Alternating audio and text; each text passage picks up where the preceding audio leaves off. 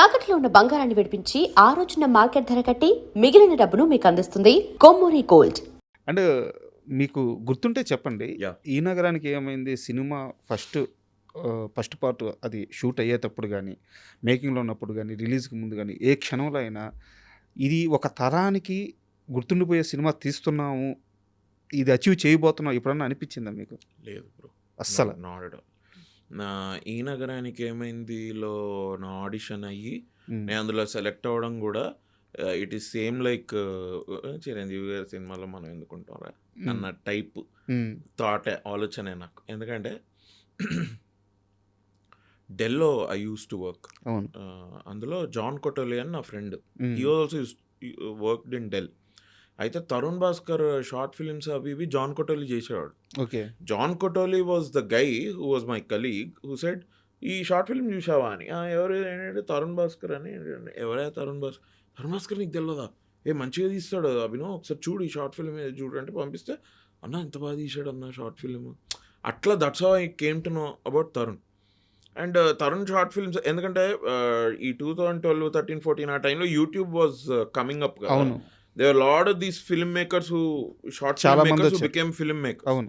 అందులో Tarun Bhaskar was one of the very promising guy. తర్వాత అనుకోకుండా పెద్ద హిట్ అవడం. ఆయన షార్ట్ ఫిల్మ్ తీశాడు కదా అనుకోకుండా అని, అవును. సైన్మా అని, అవన్నీ బాగా ఇచ్చేస్తే అరే మనతో పని చేస్తే బాగుంటుందిరా, బాగా పని చేయాలి. ఇది పెళ్లి చూపులు వచ్చింది. ప్రియదర్శి నా ఫ్రెండ్ వాడు అందులో చేశాడు. అది 100 రోజులు ఆడేసరికి అనుకున్నా అయిపోయిందిరా, it's over. I think now ఇంకా తరుణ్ భాస్కర్ అక్కడ ఉంటాడు దిగడు. ఇంకా నా ఐ థింక్ ఒక పెద్ద స్టార్ తోటి తీస్తాడు.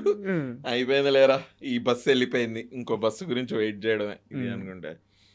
How coincidentally I came in to ఈ నగరానికి ఏమైంది అవంతా ఇప్పుడు ఒకసారి ఆలోచించుకుంటే ఐ స్టిల్ రిమెంబర్ ఆడిషన్ ఇచ్చాను నేను.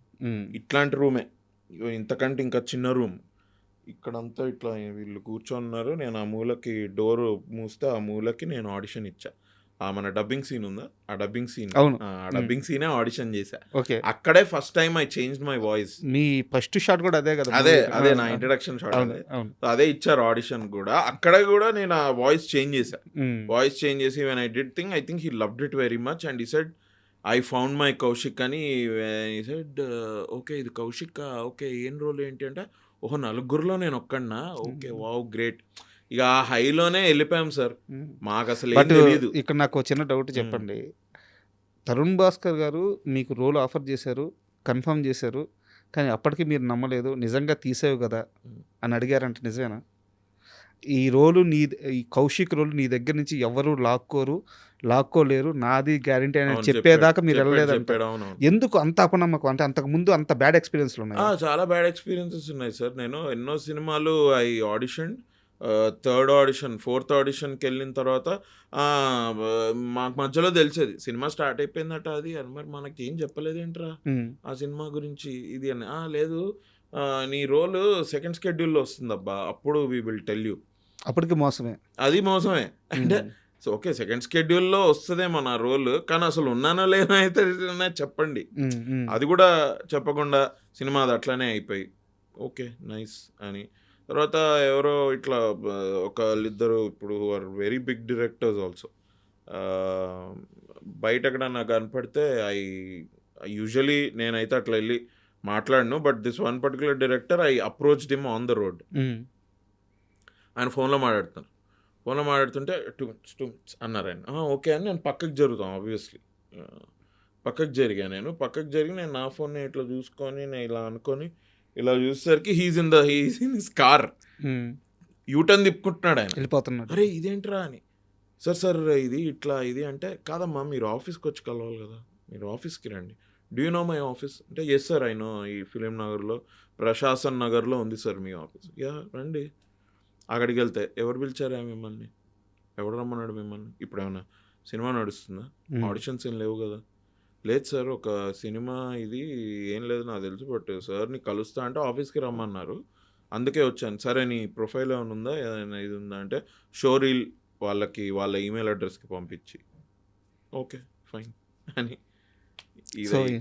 ఇట్లాంటివన్నీ ఇదైతే ఏమి నిజంగానే అంటే నా అపనమ్మకం ఏంటంటే ఇది నలుగురిలో ఒక్కడా లేకపోతే నేను అనుకునేది ఏంటంటే ఇది ఆడిషన్కి నేను వీళ్ళకి కూడా ప్రొఫైల్ పంపించా. అండ్ చాలామంది వచ్చి వెళ్తున్నారు ఆడిషన్కి, కొంతమంది పైరవీలు కూడా పెట్టుకొని వచ్చి వెళ్తున్నారు అన్నది నాకు తెలిసింది. అనుకున్నా I think I have to gate crash this audition. So, and పడాల్సిన బాధలన్నీ పడ్డారు. Yeah bro. అండ్ ఈ నగరానికి ఏమైంది గురించి లాస్ట్ క్వశ్చన్. కార్తీక్ మిస్ అయ్యాడు. Yeah. మాకు ఆ ఎమోషన్ మిస్ అవ్వకుండా కరెక్ట్గా ఫీల్ చేస్తున్నారా? I promise you one thing bro, మీరు ఇప్పుడు ఏదైతే అరే కార్తిక్ మిస్ అయ్యాడని మీరు ఎట్లయితే అనుకుంటున్నారో, Sushanth I think this was last year in October, September when we came to know that Sushant can't be a part of this film. We all felt bad. How is this possible? ఇప్పుడు దిల్చాతా తీస్తే ముగ్గురు ఉండాలి కదా, మళ్ళీ ముగ్గురు రావాలి కదా, ఏంటిది ఇది ఎట్లయితుంది? నేను ఫోన్ చేసి మాట్లాడా Sushanth had his own personal reasons. తర్వాత తరుణ్ కూడా వెళ్ళి మాట్లాడాడు. తరుణ్ వెళ్ళి మాట్లాడి వచ్చిన తర్వాత మేము తరుణ్ టోల్డస్ ఇది అవ్వదురా, మనోడు కొద్దిగా బిజీ ఉన్నాడు పర్సనల్ లైఫ్లో, he cannot come. And I think is in to real estate. Bond ఏదో రాసి ఇచ్చారంట, నిజమేనా? అది అక్కడ అగ్రిమెంట్ ఏదో రాస్తుందంట, బయటికి వెళ్ళకూడదు, ఈ ఏదో కన్స్ట్రక్షన్ కంపెనీలో ఉన్నారంట. Something is going on. And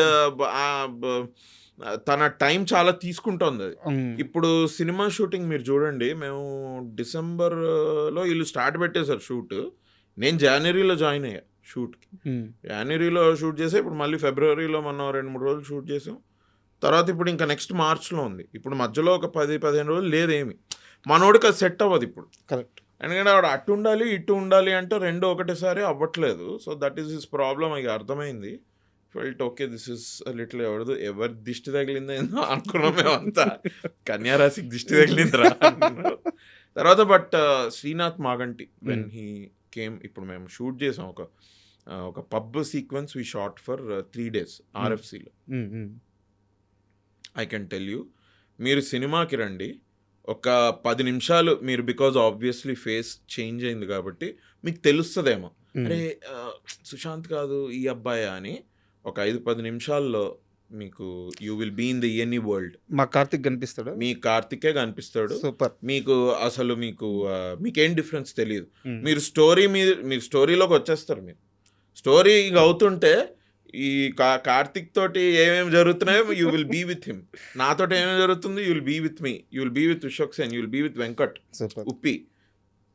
no problem bro. నేను ఐఎమ్ ఓకే ఇన్ అ వే.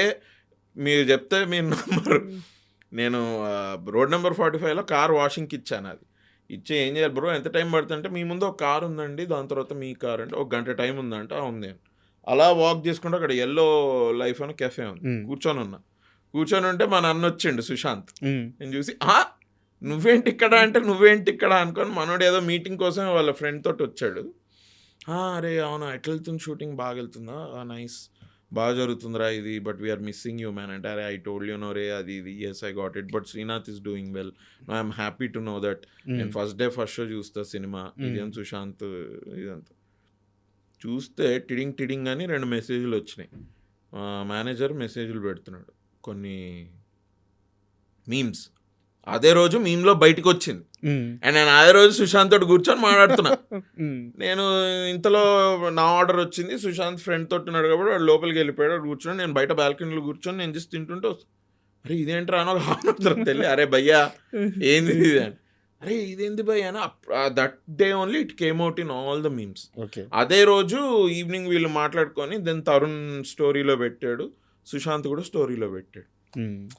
అనుకున్నా, అరే ఇదేమి కోఇన్సిడెన్స్ రా, ఇవాళ వీటితోటి మాట్లాడడం ఇట్లా ఇదైంది.